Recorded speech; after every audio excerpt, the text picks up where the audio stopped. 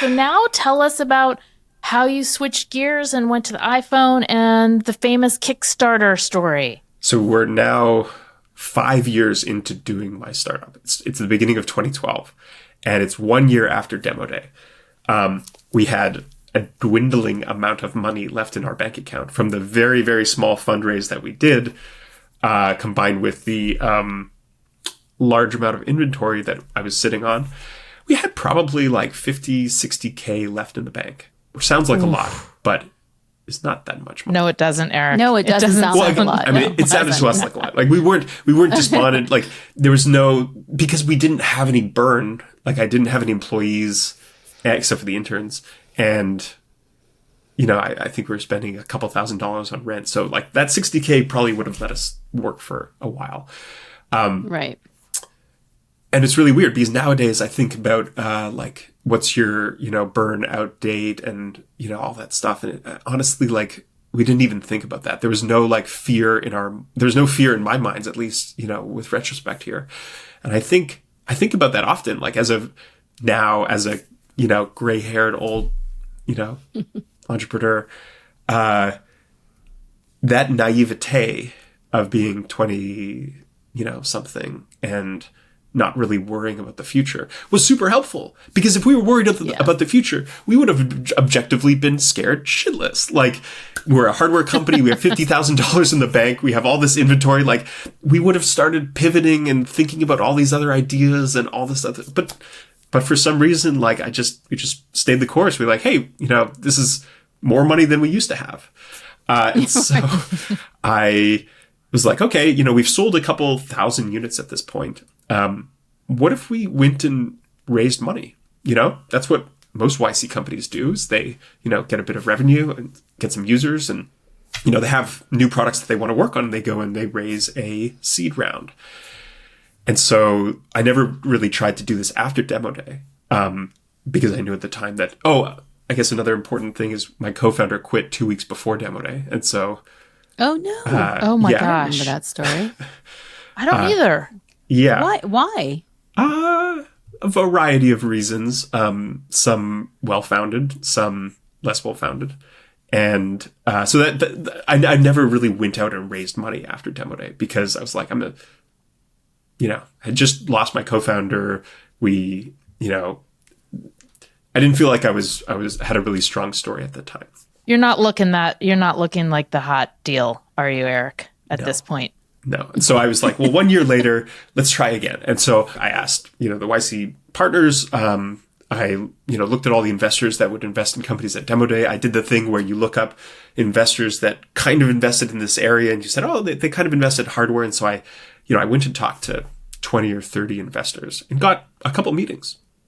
Couldn't raise any money, of course. Not a single, I don't think I did a single second meeting. Were you at those meetings, were you talking about a device that worked with BlackBerry still? Was that still your thing? I was pitching Pebble. I was pitching what would eventually so you're like, become. I have a new thing. Yes. I'm going to build a watch that works with the iPhone. Yes, we had finally, I had finally figured out how to make a watch that worked with the iPhone and Android, and we were kind of jettisoning BlackBerry to the side. And we said, look, we had this first product. It was, you know, we had a little bit of success, and we had this idea for this next product, and we're going to go and build this. But we need to raise money. We need to raise $1 million in order to do the engineering work and the kind of manufacturing work to get this new product out the door.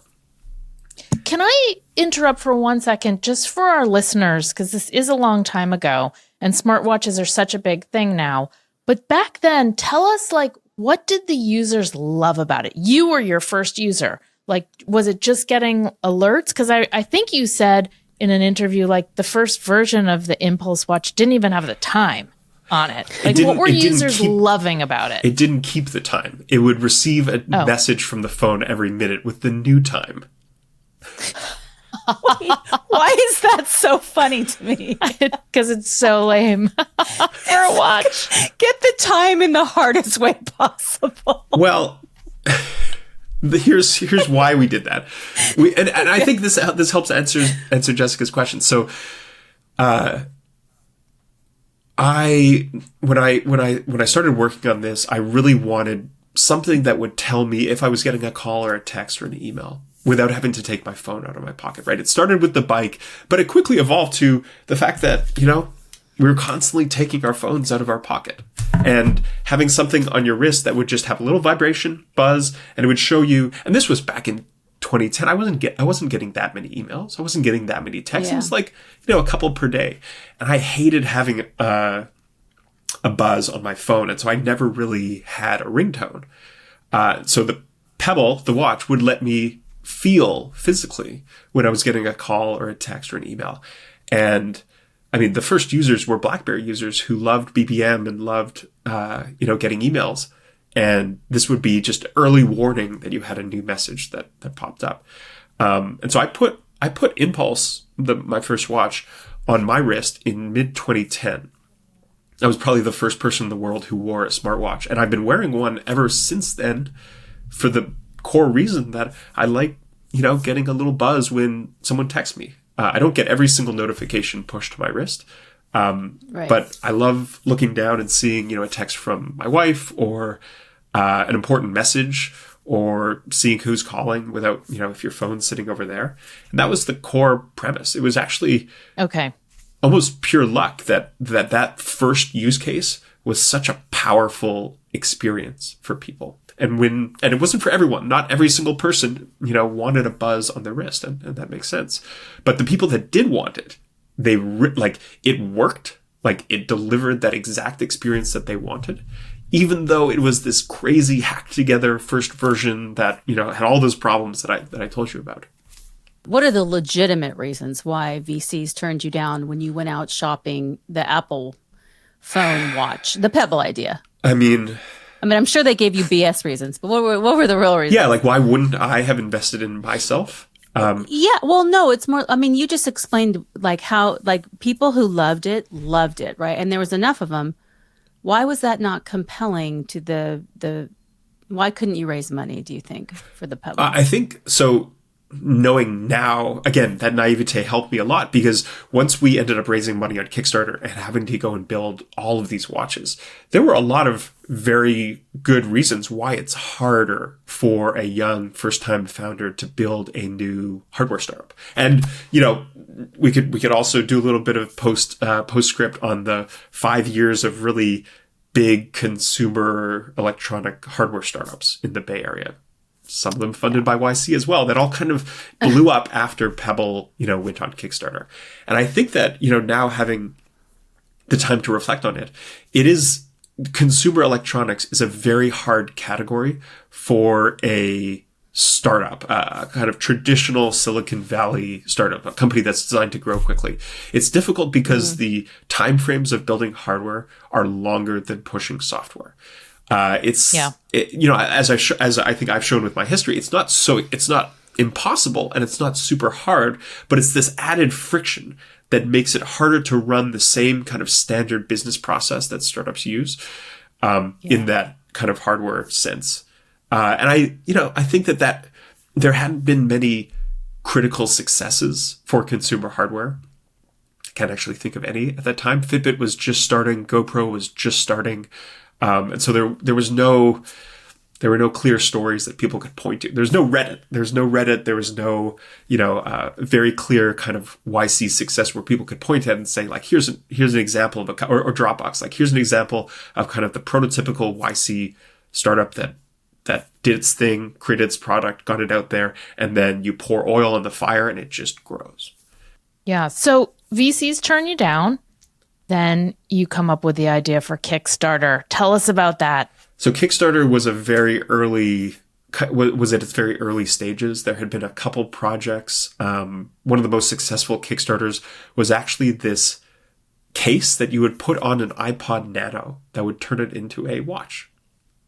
A little strap. Do you remember the iPod Nano? It was this I remember the iPod. Of course I do. Yeah. So that was the biggest Kickstarter at the time, which coincidentally was another watch. And there hadn't been that many projects that had launched kind of hardware electronics on it.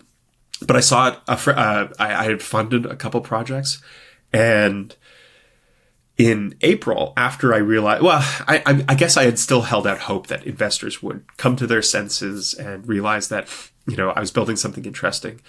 And what really brought me down to earth was an office hour with PG. So I went to him, and in normal kind of YC partner office hour traditions, you come in with one thing that you want to talk about, but immediately they realize that there's some critical problem with your startup that you don't want to talk about and switch the conversation to that. And so I think I wanted to talk about something, and PG centered me back on the fact that I was not going to raise money from investors. And he wanted to think of, were there any other mechanisms that I could use to get funding? Because you need money as a startup. You can't run out of money. And, the first idea was, hey, is there any software that you've built that we could actually sell? You built this operating system that powers the smartwatch. Could you sell it to other people that are building smartwatches? And I was like, no, not exactly. Plus, I really wanted to make this. Like I wanted it myself. Like that's kind of the core reason. And so towards the end of the 20 minutes, after we had walked up and down the street, 20 times, and PG was, beginning to look at his watch, I was like, well, there's one other thing that I was thinking about. And it was going on this website called Kickstarter. And it was this fundraising platform where you wouldn't actually fundraise for equity in your startup. You would be selling pre-orders or to the product. And he was like, that sounds like a great idea. You should just do that. Just in the next 3 weeks, just, how fast could you do? A couple weeks, just go and do that.